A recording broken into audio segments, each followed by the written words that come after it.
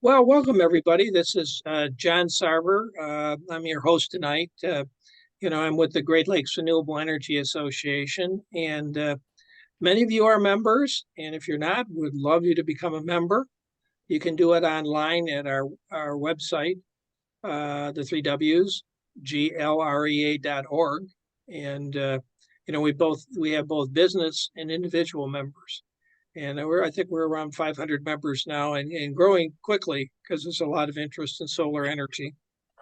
Um, Let me first kind of thank our sponsors, the State Department of Environment, Great Lakes, and Energy, Eagle, and Homeland Solar, McNaught and McKay, Iron Ridge Racking, Harvest Solar, and Shree Energy. They help us by financially sponsoring these activities. And it's my pleasure tonight to introduce Ken Nelson, who's with Lifetime Metal Sales. They have a 55.6 kilowatt system that basically powers their whole operations. They're in the metal roofing and siding business, and they also have a forklift fleet that takes advantage of solar power and a Ford Lightning. And I think one thing we've just been chatting about that we can get into later too is since he's in the metal roofing business, he's finding some interesting issues related to what he sells and what solar folks are selling. And I know that is a combination I keep hearing about frequently, people putting in both the metal roofing and solar systems. Please mute yourself until the presentation is over. We'll have plenty of time for questions and answers. And with that, let me turn it over to you, Ken. Thanks for coming tonight. You are welcome. Good evening, everyone. It's nice to see all your shining gray screens and shining faces. So I'm Ken Nelson. I am the owner of Lifetime Metal Sales, have been now since 2016. We are, like John says, we manufacture and distribute metal roofing and siding out of Rosebush. And for you who aren't familiar with Rosebush, as we all do in Michigan, we go like this and then we point. And Rosebush is right about here, just north of Mount Pleasant, Michigan. So we cover, it's a great spot to be able to cover the whole state. You couldn't get much more centrally located. So what I've prepared this evening is a PowerPoint. And what I thought I would do is I would hit my share screen button here and just start to walk through some slides together. A couple of things to note is there's some specifics on the slides. If you would like, you go ahead and make notes. And at the end, when we have some questions and answers, I'd be happy to reload this presentation and zing back to a slide or two if there's some specific information you want to speak about. So, okay, so you should be seeing my screen here shortly. Can I get, yep, I see a thumbs up. Okay, so Lifetime Metal Sales, our environmental journey, it started, well, I say it started, let's see here. So we were founded in 06. So a gentleman started the business in 06. I bought it in 2016. Like I said, we manufacture metal roofing and siding, and we sell that materials to contractors, mostly contractors. We sell it to individuals as well. If we have somebody that just has a real do-it-yourselfer streak and wants to try something on their own, we produce right around 2 million linear feet. And it's products that are what we call a wider product, which would be more for barns, more rural settings of house roofs. We also produce materials that are more suited for suburban and urban areas where some of the codes are a little bit more stringent as far as being what we call a concealed fastener panel. Versus a fastener where you can see it. We employ 18 individuals at the plant, and just a couple of our values that we speak up all the time about respect, integrity, and service. So starting with our environmental journey in 2022, we began working with Harvest Solar. So there you go, one of the sponsors. I didn't even know that. We started working with them to design and install a 55.6 kilowatt solar array. We use right around 73 kilowatts of power. And that was the assessment that was done based upon our utilities. And the state requires that we back that off just a little bit so we don't become a net provider of power. They like to make sure that we're right on that hairy edge of consuming everything that we create. So we use that power to run our whole operation. So we're 483 phase in the plant. We run quite a bit of machines, from brakes to roll formers, all kinds of different things like that, some welders. And we also have 100, pretty much all electric forklifts. So we run about 8 forklifts, 7 of them are electric and 1 is a diesel. My vision is that we can start to take advantage of delivery methods with solar. But it feels to me like we're a little ways away from being able to deliver in Michigan, pulling a trailer with 6,000 to 10,000 pounds of steel with an electric delivery truck. So hopefully we can get there at some point, but we're just trying to learn how to charge, how that infrastructure works with the Ford Lightning as a runner. So that's an interesting journey. So what you see here is our facility. This is what Harvest Solar proposed for us. So again, it's 55 kilowatts. It's 134 panels. We generate, or we consume $8,000 to $12,000 per year of electrical power. The system cost was in the neighborhood of $165,000. So just a little thing on cost. We were able to Section 179 this particular project. So we received a 100% depreciation first year deduction. We received a REAP credit. The REAP credit was in the neighborhood of 50%. And we received another tax credit on top of that. So there was quite a bit of that 165,000 was offset through tax credits and tax advantages. So from a financial standpoint, it made a lot of sense for us to go ahead and do this. So you can see on the south edge of our property, we had that array. It's in the ground. You'll see a couple of pictures of it. It is a stationary system, like I said, with 134 panels.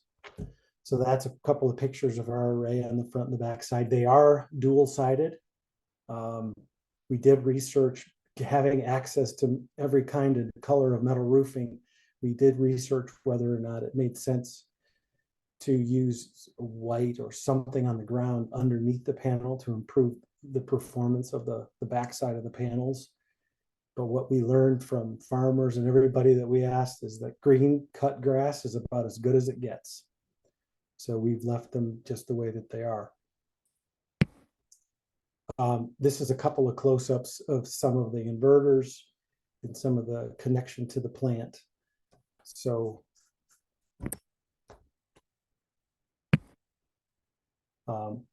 this is the day in the life of the solar panels. We receive an app from consumers that basically tell us how we're doing as far as collection and usage.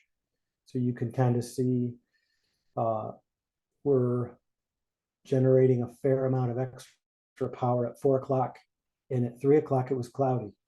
And it's amazing. You watch that graph just bounce all over during the day. And another interesting thing we learned is, as you can see from real clearly from 8 o'clock all the way across to say 5 o'clock in the morning, we obviously have a power spike. That was hot water leaking into the ground and kicking on our hot water heater at a pretty regular pace throughout the whole night. So we've since got that fixed, but this graph is not just useful for solar power measurement, it's also useful to find strange power anomalies in your plant. So you can see by the red, basically we are consuming a little bit of power at night. 6 a.m., somebody plugged in the lightning is what happened. And then it goes on to where sunrise comes and we're a net generator of power after that.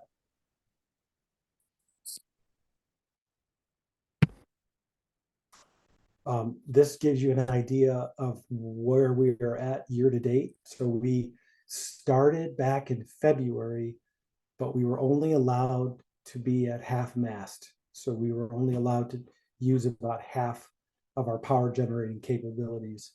There was still some things we were working out with Consumers Energy and getting our final permits. But we started generating full speed in March.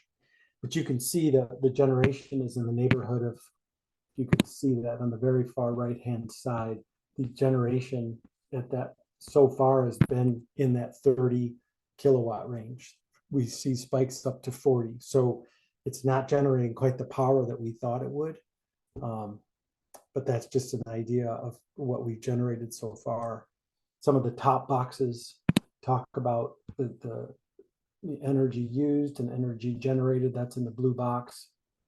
And so just a summary over the last 30 days in the green box.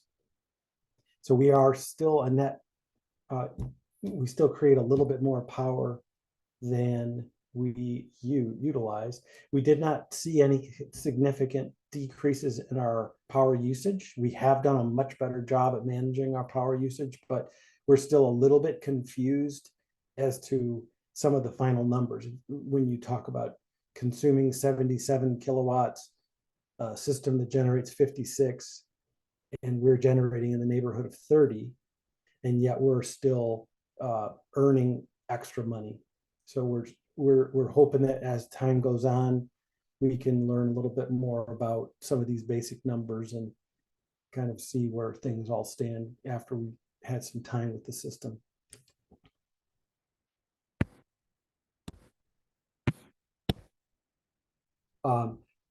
So just a couple other things we've been working on.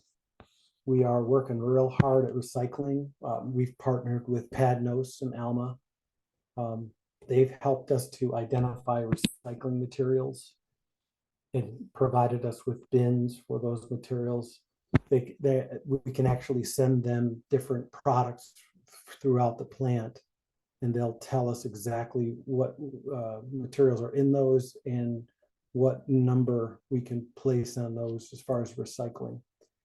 We recycle all of our steel scrap, and at this point, our plant generates about 2 residential garbage cans worth of waste per week. So we're real proud of what we've done from a recycling standpoint too.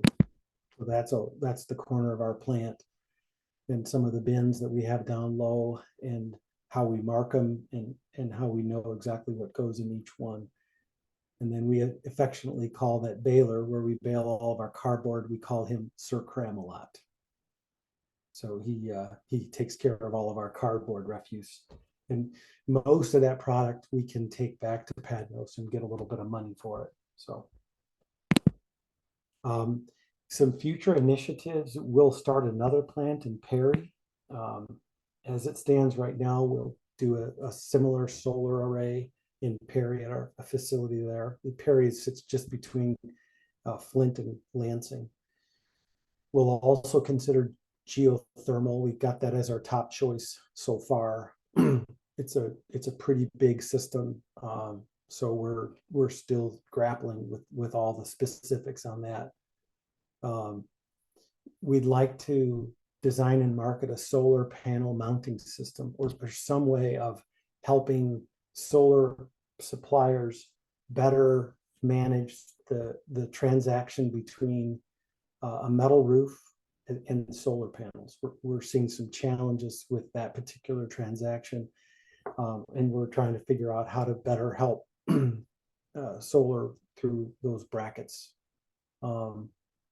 Something else we're passionate about is there is a way to produce steel that leaves much less of a carbon footprint.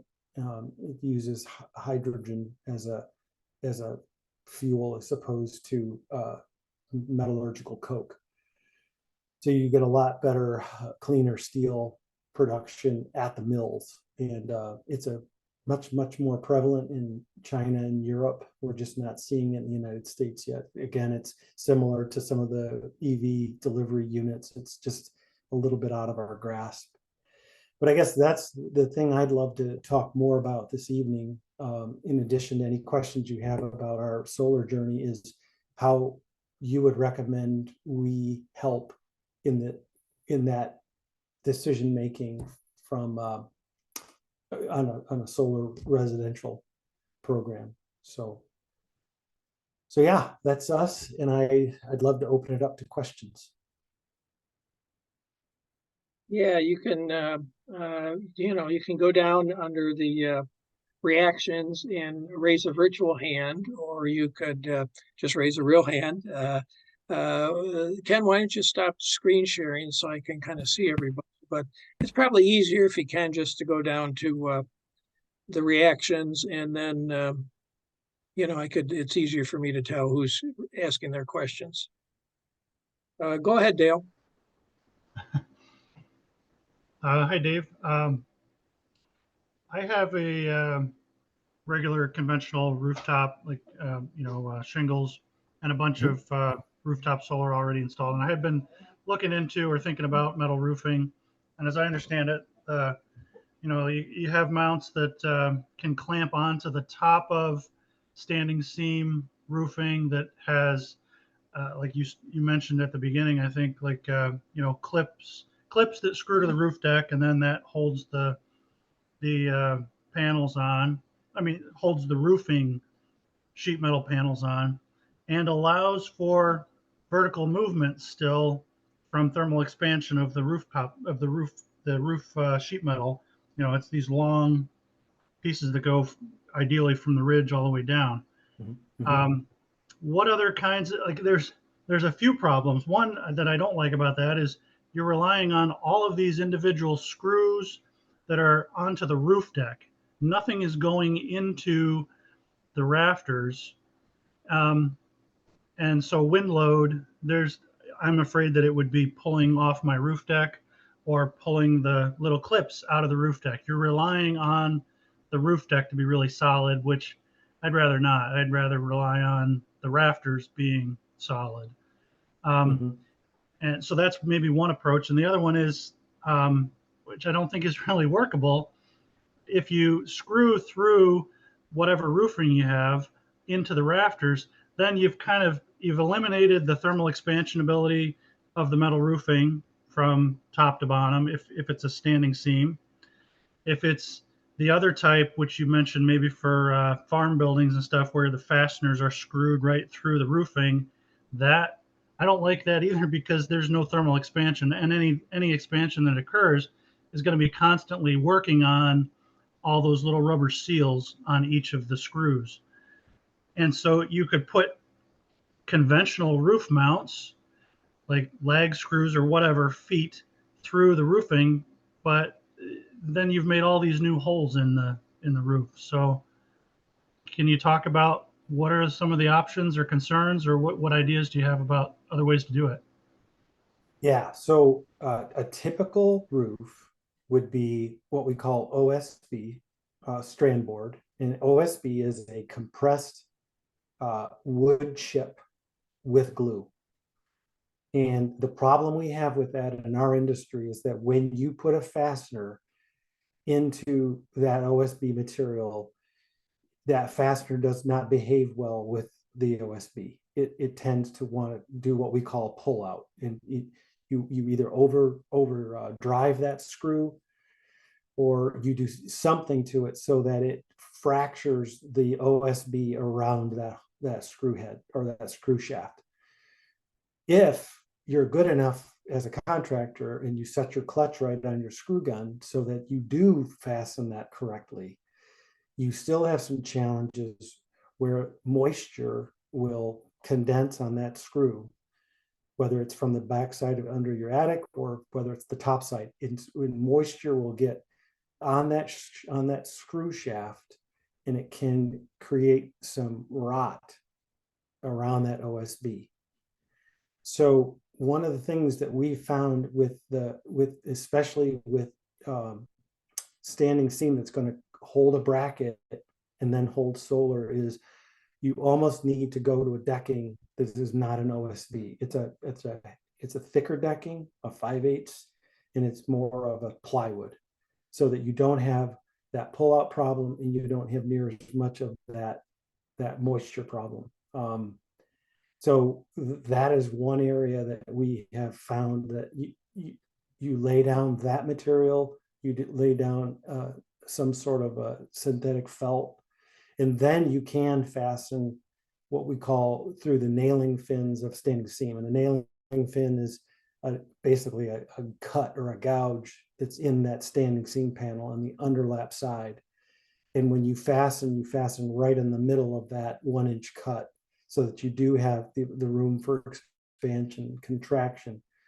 And then from there, you can attach the clips. That's the best way that we have found so far in our journey with this. And I certainly would love any feedback that anyone can give me of something better. It does create not just the challenge of, hey, I want to do a new roof. It's actually getting right down to replacing the substrate on the roof. Yeah. Thank you for that. Yeah, I would agree with OSB and condensation on the screws from the backside, all of those things. Yeah. So yeah, you could certainly, if you're going to do a tear off, you could certainly put down, it doesn't have to be the whole deck, but at least, it has to be where you're going to put the solar array, put good plywood, or you could even maybe put that good plywood just in the rows where you're going to put the rails. Maybe, I don't know. There's another solution, and that is a strip of a 1x4. But what you've got to do is you've got to place some sort of a styrofoam in between the 1x4s. Standing seam does not have what's called a diaphragm strength. And diaphragm strength basically says that standing seam is along for the ride. It needs a flat surface to live upon. If you've ever seen a pole barn, the pole barn has a 2x4 maybe every 2 feet. And that panel is designed with diaphragm strength. You can walk on that panel. You can walk in between the 2x4s, and you won't have any buckling or any failure. But standing seam, you would. So if another route is some sort of a strip of wood attached to your OSB that would handle that pull out that we spoke of earlier, but you'd have to have some sort of a styrofoam in between those pieces of wood. We call them furring strips. Yeah, thank you. Mm-hmm.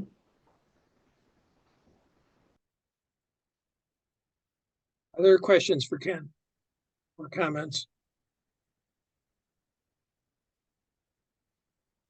This is Janice Means. I have a question. Ken, when you say styrofoam, styrofoam is expanded polystyrene. Aren't you talking about extruded polystyrene instead? Styrofoam is a name brand, or excuse me, I'm wrong. You are correct. It is extruded polystyrene. I don't know what I was thinking of. I just realized that. I could easily say how smart I was, but I can't. So you are correct. It is okay. extruded.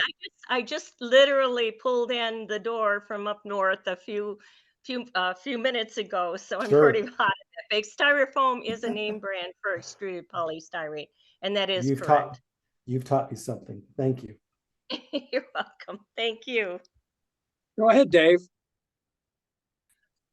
So you talked about standing seam, but could you touch on, I think they call them steel shingles or shingle type metal roofing? Is that somehow different?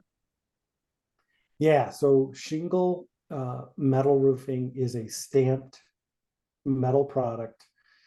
You can buy it with stone coating on it so that it really does look like a shingle. You can buy it with paints that simulate grain structure or stone. It's pretty impressive materials. We are a dealer for a company called Provia shingle or Provia products out of Ohio, and we use their steel shingle. Quite a bit more expensive. The way we look at it is an old barn metal roof would be, say, 1 unit of expense. Standing seam is 2 units of expense, and metal shingles is 4. So it's pretty expensive, but it's a wonderful product as far as its longevity and its appearance. Many of those products you can't tell whether you're looking at slate or stone or metal. As far as the attachment of solar panels to metal shingles, I don't know of someone who has developed or uses a clip that does a good job with that interaction. And again, I would love to hear of anybody who has used a steel shingle and a solar panel, because it's exciting for us to know where we could go with that. And Ken, obviously you've talked to Harvest Solar because they did your installation. Have you been talking to other solar installers about issues related to their products and metal roofing, or hasn't that come about you? So we've had some interaction with some other solar companies. We have come in before them and install the metal roof, and they've taken it from there. We've done, sad to say, we've done quite a bit of repair work. When someone comes in and does do an install, they get themselves in trouble because they do quite a bit of damage to the roof, whether it's the tools or just the way they behave on the roof. But so sad to say, we've done a lot of repairs like that. But that's the extent of our journey so far. Well, some solar installers, if I understood you, aren't very familiar with the product and the best way to do it. Yep. Yeah. They have challenges managing their install on the metal roof. Yeah, because they're probably maybe not familiar with it. Nope. Yeah. Nope.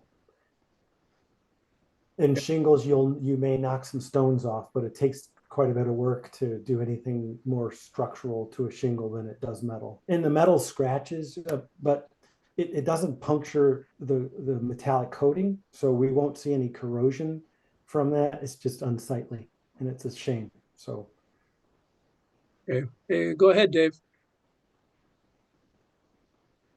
Can you touch on pricing a little bit?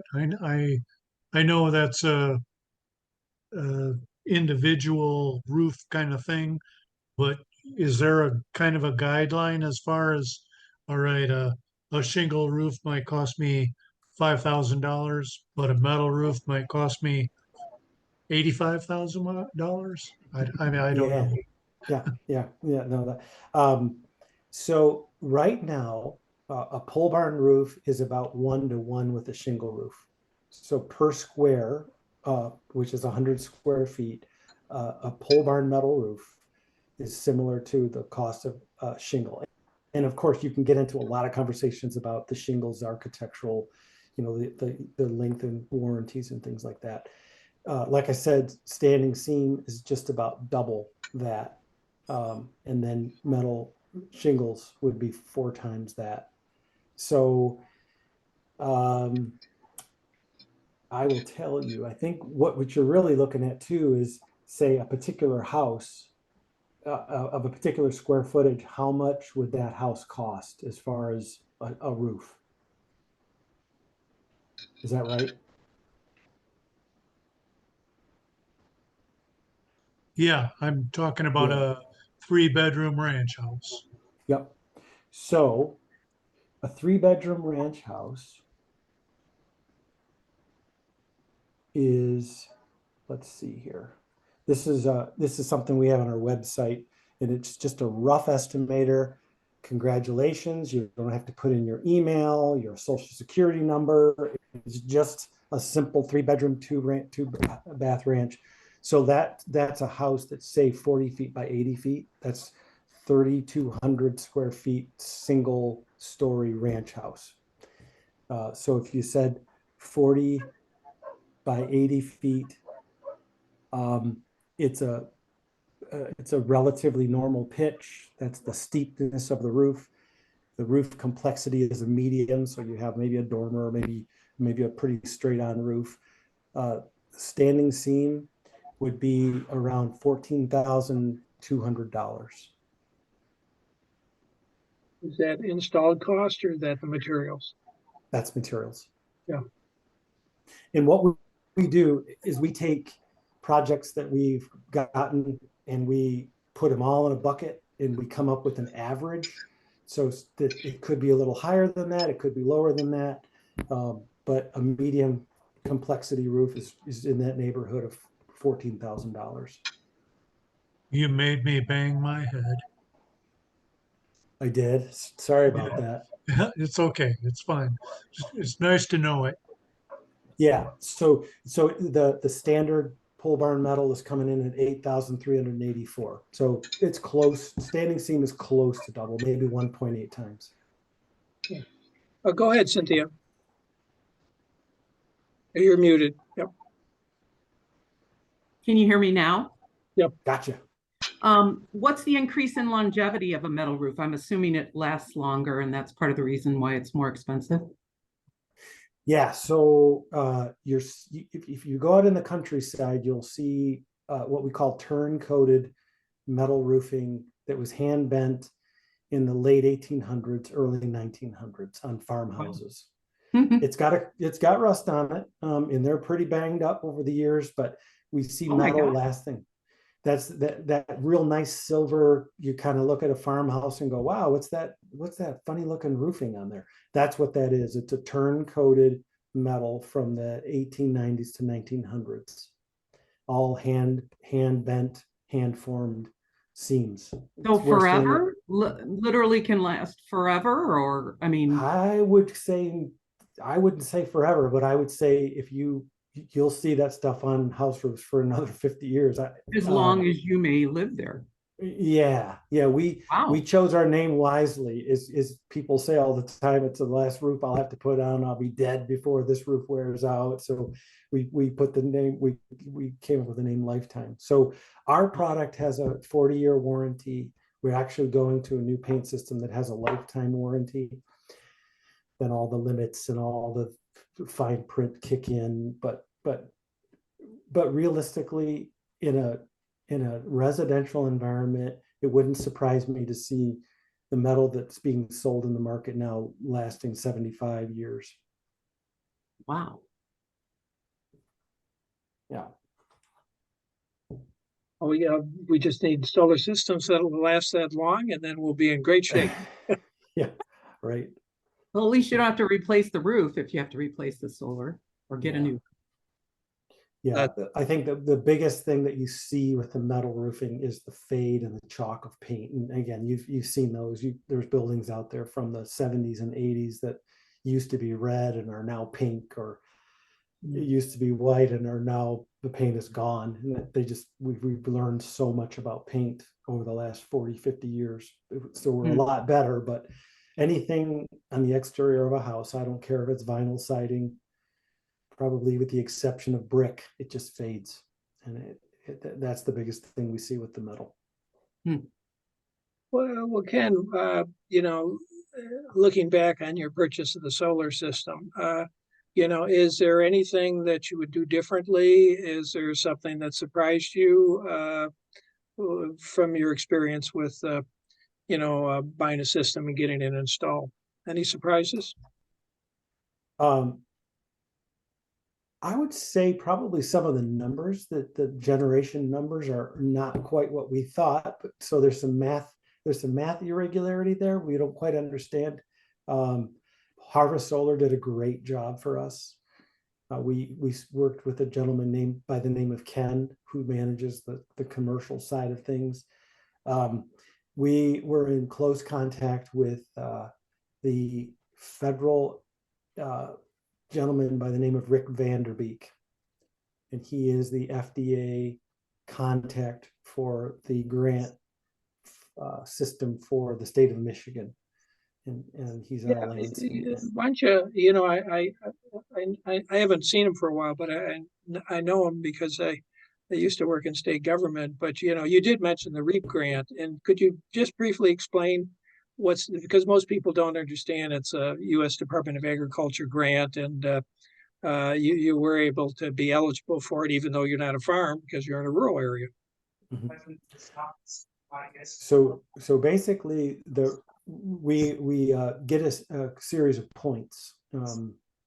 They give us points for where we are. They give us points for the economic strength of our area, what our project is, how big it is, and basically those points generate a score. And the higher your score, the more apt you are at receiving funding for a particular calendar year, which, as we all know, ends in October 1, September 30. I will say this, the amount of money available back when I applied for this solar array was in the $1.5 million range. Now it's more like $7 to $9 million because of the infrastructure bill and the extra funding the state of Michigan has. So a lot lower scored commercial and agricultural projects will receive funding than they have in the past, which is really great news for that program. But basically, you apply. It's quite a detailed process, as only the federal government can do, and you go through that, and we ended up receiving a 50% grant towards the installation and purchase of the solar array. And did you find the grant application process kind of difficult, that those things can be challenging, or was it not too bad? It wasn't terrible. I mean, we always knew that the funding was going to be there. As a matter of fact, they went from 30 to 50 during our application process, which we thought for sure they said, well, since you applied earlier, you're going to get 30, but they actually ended up giving us 50. So we were pleasantly surprised by that. But no, it wasn't any worse than permitting process within the city of Perry or anything like that with the government. So yeah, okay, that's a good recommendation. Stefan, do you have a question? Yes, I do. I wanted to talk about hail damage and how durable the steel roofs are with hail, and how do you test that? So we tested through UL, or Underwriters Laboratory. We have UL.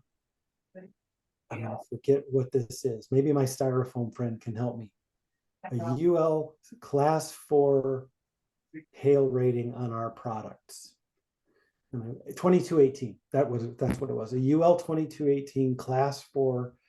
So it's the highest class you can get for hail resistance in the roofing industry.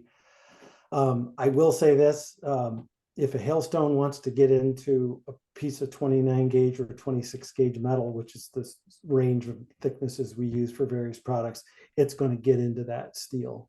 But we do it's a pretty good product as far as hail proof.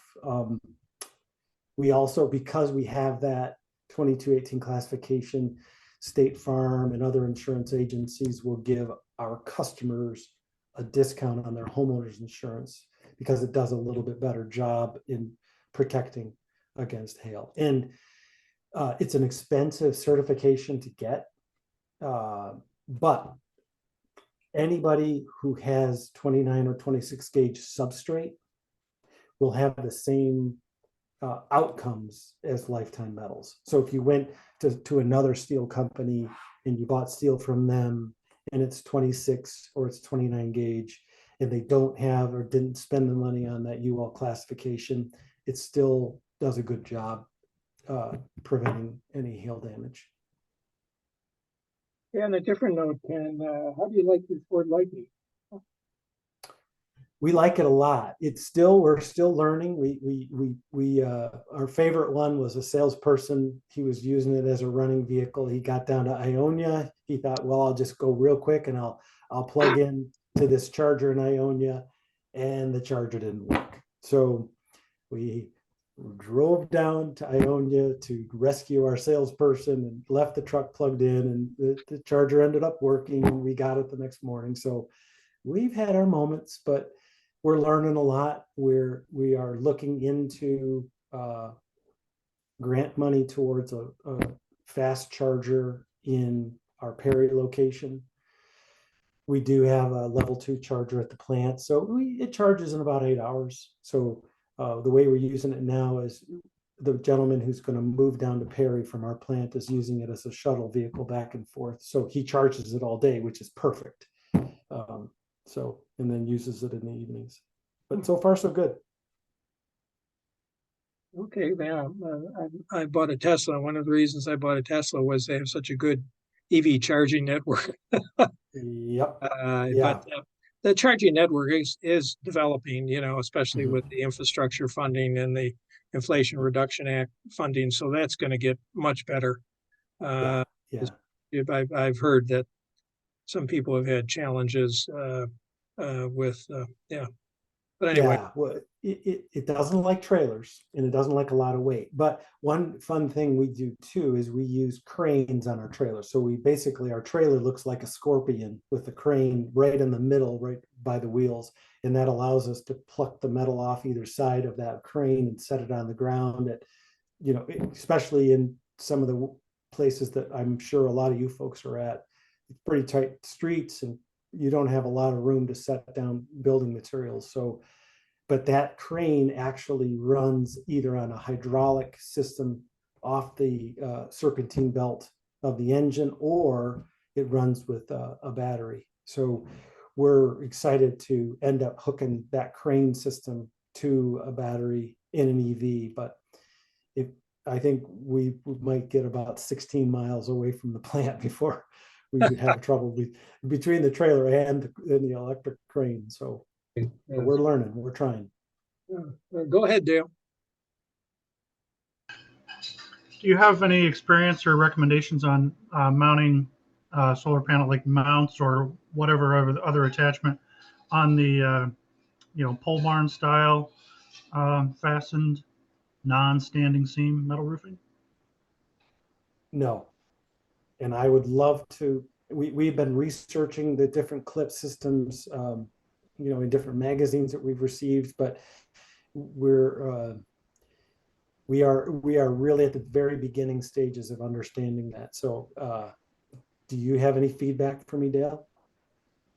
I mean, just it seems like if you make another hole in the roof, then need, if you use a conventional, like the mounts on our roof are little standoffs, and this is before the Iron Ridge flash foot ones were maybe more common. That's what I like best now, but those just go on a shingle roof, right? You could put regular standoffs with a stack boot, but then it really kind of negates it would be so much labor, and also every stack, it seems to me that on a metal roof, every time you have a penetration through it that you seal on top with a stack boot, it's just adhesive on the top surface of the metal roofing. There's no redundancy. It's not like shingles that are overlapping. So, I mean, you could, like, I don't know how you guys do metal roofing when there's a stack, if you segment that panel so that then there is an overlap and then there's a boot. There's plenty of mounts that just screw on the top of shingles or anything else and claim to seal, but they're just like a metal roofing stack boot. I don't personally don't see how that's really reliable, because there's just one single point of sealing. So a single point of failure, and it's only as good as how clean the surface was when you put the glue on. Stuff like that. So yeah, we are concerned about a 9-inch on center pole barn panel being a successful way to mount in fact, our roof at our plant was 12-inch and 9-inch on center, and you can see where we put our solar array. It's kind of ironic that a metal roofing company puts it on the ground.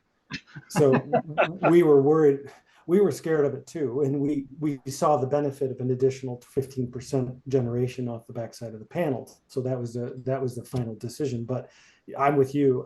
I think as of now, there's two ways.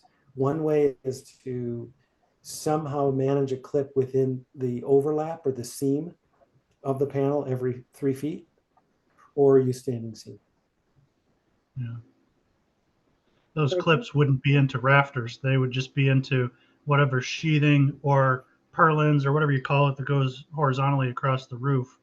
And so you're tying into a 2x4, and again with the weight and strain of a system and the snow load, and it's something that, like I said, we start to think about it, and then we go and find something else to do quick before I set a steering committee. The guys all scatter. Go ahead, okay, Lee. thank you. I was just gonna say, the pole barn type roof with a good EPDM gasket, and they are all screwed into the rafters. And we alternated it so that one row didn't have posts, all the way up, but they ran at a diagonal across so that they directly were in the rafters, not onto the sheeting. And call me back in 30 years, I'll be sure to tell you how well it worked. Right. But the Yeah. other comment I have is that you said you were a little disappointed with the output of the panels. Does anyone in our group here comment on how much we lost in production because of the smoke that was in the sky this summer?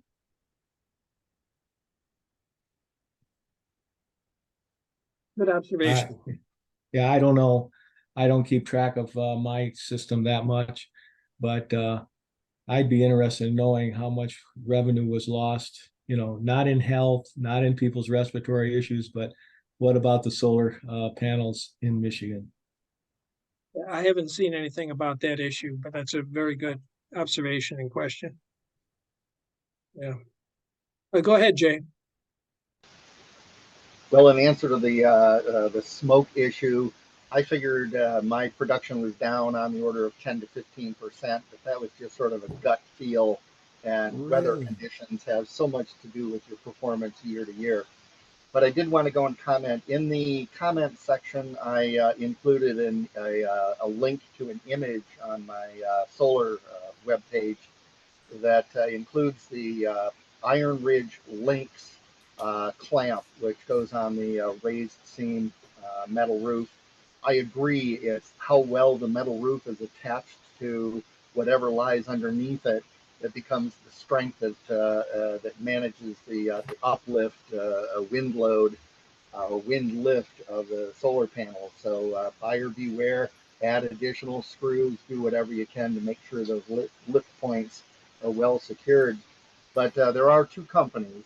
Iron Ridge produces the Lynx clamp-on mount, and then there's a company called S5, S-5, and you can look at their products. They fit all kinds of different metal roofs, but I stayed away from them when I built my solar shed, simply because every single mount point had 4 penetrations through the metal roof. And of course, you wanted those to bite into something like, if you're doing a pole barn style of roof with horizontal 2x4s underneath your mounting points, 4 bolts into the 2x4 with a nice solid grip, but it was indeed 4 penetrations with nothing but a rubber membrane and some tar underneath to prevent it from leaking. Hey, it was a shed in my backyard. If I get a few drops of water, the world won't end. But if it were on my house, I'd want a better deal than that. But anyway, over in the chat session, you'll find a picture of the Iron Ridge Lynx attachment that I use. That's all. Yeah, Thank go you, ahead, Dave. Jay.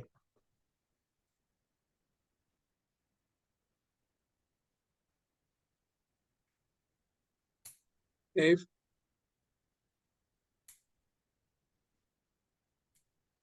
I hate when I do that. So Ken, I wanted to thank you for your discussion here. This is excellent. And I just wondered if there's new technology that you see coming that not only in the metal roofing, but in the metal roofing versus solar panels. Um, so new technology is probably paint. Our industry is getting much better at paint quality. Sad to say, a lot of that improved quality is because we have wars in hot places like Desert Storm and Desert Shield. It's where they learn how to make the emissivity and the reflectivity numbers really good, and we get Energy Star rated metal roofing panels, even though they're black or dark green. It's amazing to me. So that technology is developing, and then the technology as far as the fade, the chalk, and then the gloss retention is getting much better. We just last year changed from a 40-year paint system to a lifetime transferable warranty paint system. And it's just because they feel that much more confident.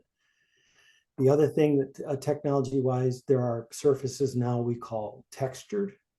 They are more of a matte finish. They have a marbled finish, and they look a lot more like a roof that it's more traditional, where it's got a matted, more of a muted finish. I think one of the things we struggled with is you take metal and you put it on a house roof and it's really shiny, and it's just, you're not supposed to notice the roof. You're not supposed to see it, and you do with that shiny. But this new matte or crinkle finished matte finished paint are much nicer, and we were concerned about dirt retention. We were concerned about longevity. The research is showing us, and I just spent some time at a test fence in Florida in January, but these crinkle finishes are actually outperforming the glossy surfaces. So we're excited about some of the new paint technologies. I would say that's the main thing. Metallic coatings and the metal itself, it's pretty unchanged for a long time. Thank you. You know, I think we have time for maybe one more question, maybe two. But so does anybody have any parting questions for Ken? Getting close to 8 o'clock. Well, I guess not. Well, thank you very much, Ken. This has been a real interesting discussion because we haven't, we're going to give Cynthia a chance for the last question. But this has been interesting to talk about the metal roofing as it relates to solar. Go ahead, Cynthia.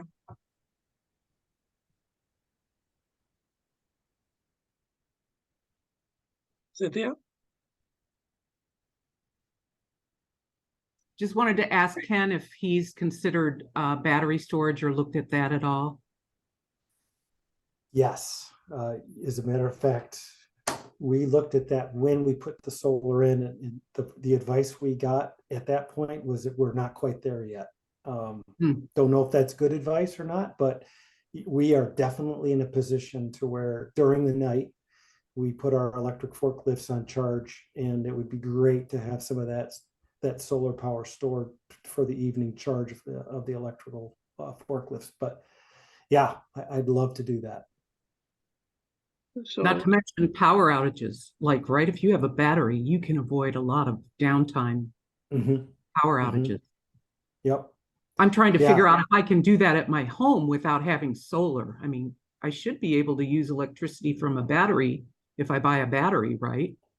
Well, that's part of what that lightning does for us too, is we haven't put that together yet, but that lightning will supposedly run our office for about 2 days. Yeah.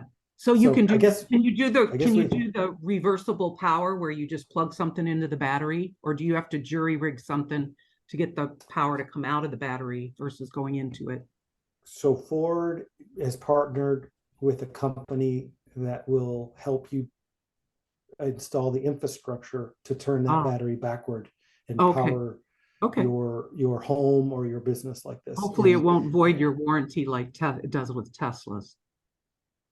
Okay, yeah, I'm not sure about that one, but I do know that that's on the radar screen for us to do is Okay. in the event that we've got a power outage. But even beyond that, it almost looks like it would be a sensible part of our business to have a battery backup. Ken, do you know whether the REAP grant would cover a portion of installing batteries if it's a part of the solar system? I know that it would cover a good portion, probably Oh. that 50% range. Yeah. Thank Yeah, you. we haven't applied yet. We've really been close. So So you've been looking into the vehicle to building, what it might cost, and is it, are you finding that it's, the economics are favorable, or don't you know yet? So we believe the cost of installation of the infrastructure to turn our lightning into a battery for the plant, and that would be the office. But that would be $4,500. Okay, okay. So that, And so we're weighing that against how many power outages have we had since I owned a business in 2016, and the answer is 0. So oh, it's a tough okay. it's a tough justification for that, but yeah, that's just one of those business cases. That's- Lucky you. Yeah, I that's the know. key I shouldn't have- question. Knock on wood, right? Yeah. Cynthia, do you have any more questions, or, okay. Dave? Yeah, in addition to what Cynthia was asking about, I've done a similar thing. As a very small solar panel with a controller. It's Chinese stuff, but I charge a deep cycle battery, which will run my computer, lights, with an inverter, which was Harbor Freight stuff. But I can last 2 or 3 days like that Mhm. without an issue. It's pretty easy to do. How big is your battery, or how much? I mean, It's a deep cycle. I don't know the numbers offhand, okay. but it was $135, I think.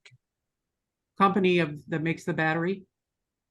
I bought it at an auto parts place, so Oh, really? it's Can probably you run auto. your HVAC system with it? Or no? You could do that, but only that. You wouldn't be able to Oh, do okay. anything else. Yeah. Okay. But that's, I mean, if it's running the furnace, that takes a lot less than running your air conditioning. So I Mm. would say yes, but for a short time. What if you have geothermal cooling, which comes out of the ground at 55? Right. So That's that might that's work. what that's why I say the heating would be fine. Mm. Air conditioning, because of the electrical load, I don't think so. Okay, hey, thanks, Dave. Lee, go Yeah, ahead. yeah, the REAP grants, you should point out that that's only for businesses, and it's only Yes. in rural areas. Of course, the definition of a rural area is a commercial establishment in a town of less than 50,000. Is that what it is? So- Okay. So there's lots of Michigan that qualifies for that. But the question about having backup from your car or your thing, there is a system called Plug Out. They have a 5 kW system. Instead of buying an emergency generator, you drive your plug-in hybrid home, you plug it in, and it runs your house at 5 kW, which is a lot more than this Harbor Freight thing. And I have a friend now who owns one, but he's still arguing with Toyota about whether he can use that bolt that's already on the car without ruining his warranty. Yeah. Well, So just some of the don't post on social media so they find out. yeah. So anyhow, that idea, and of course, that car is a hybrid a plug-in hybrid. So if the battery starts to run down, it'll actually start in your driveway and recharge its own battery. So it's a very, very quiet IC emergency generator under those conditions. Yeah, ICE. So plug out. plug out. Got Interesting. it. Is that Well- only if the power is out though? It's a plug-in hybrid. So normally you drive it home and plug it in. Then you have a 40 or 50-mile range. So if you have a short commute, you can never, my son-in-law has one and he has free charging at his work. So he never plugs in his car and he never starts the engine. So the definition of a plug-in hybrid. But in that case, it's also a pretty big battery with ability to recharge itself. And so it's sitting in your driveway waiting to supply your house in a power outage. And voila, it can do it. So this can be used with any electric car or just hybrids or just Toyota? Well, or- any electric car that will tell you that you're not going to void the warranty. Wow. And no, not any electric car. It's designed for hybrids Okay, where they can recharge themselves while they're I- sitting in the driveway. gotcha. Well, we're past 8 o'clock. Again, Ken, thank you very much for joining My us. pleasure. And I'd love to have you back just to hear some other solar stories. And let's see, I believe we have a repeat of the time of use rates next Thursday, right, John? That's correct. Dale Klein will be talking about time of day and time of use rates and what is the best rate for a solar owner in order to maximize credits from your utility if you don't have a battery system. Yeah, there's a lot of issues related to the new time of use rates. So if you weren't able to attend the first session, or come back next week or tell somebody else about it, because I think it's Dale does a very informative session on the what has become kind of a complicated issue related to the best rate to be on, especially if you're a solar owner. So again, hey, thank you everybody for attending and hope to see you next Thursday. You take care. Goodbye, everybody. Thank you.